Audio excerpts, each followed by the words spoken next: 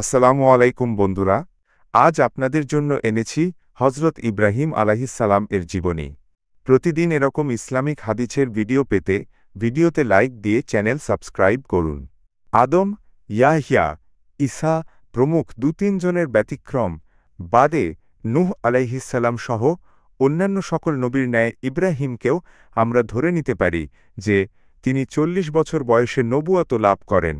উম্মতে মুসলিমার পিতা হজরত ইব্রাহিম আলাইহিসসালাম পশ্চিম ইরাকের বছরার নিকটবর্তী বাবেল শহরে জন্মগ্রহণ করেন।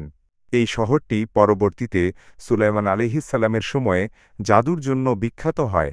বাক্কারাহ ২-১০২। এখানে তখন কালিডীয় জাতি বসবাস করত। তাদের একচ্ছত্র সম্রাট ছিলেন নমরুদ, যিনি তৎকালীন পৃথিবীতে অত্যন্ত উদ্ধত ও অহংকারী সম্রাট ছিলেন। তিনি প্রায় ৪০০ বছর রাজত্ব করেন এবং শেষ পর্যন্ত নিজে উপাস্য হবার দাবি করেন।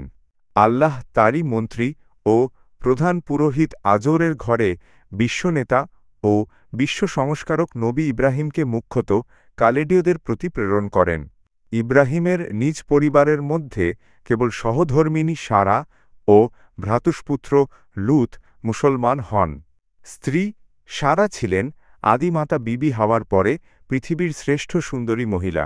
তিনি ১২৭ বছর বয়সে হেব্রনে মৃত্যুবরণ করেন ও সেখানেই কবরস্থ হন। সারার মৃত্যুর পরে ইব্রাহিম কান্তুরা বিনতে ইয়াক্কুতিন ও হাজুন বিনতে আমিন নামে পরপর দুজন নারীকে বিয়ে করেন এবং ৬+৫=১১টি সন্তান লাভ করেন। তিনি প্রায় ২০০ বছর জীবন পান বলে কথিত আছে। উল্লেখ্য যে হজরত ইব্রাহিম আলাইহিসসালাম সম্পর্কে পবিত্র কুরআনের ২৫টি সূরায় ২০৪টি আয়াতে বর্ণিত হয়েছে। আজ এই পর্যন্তই। প্রতিদিন এরকম ইসলামিক হাদিসের ভিডিও পেতে ভিডিওতে লাইক দিয়ে চ্যানেল সাবস্ক্রাইব করুন। ধন্যবাদ।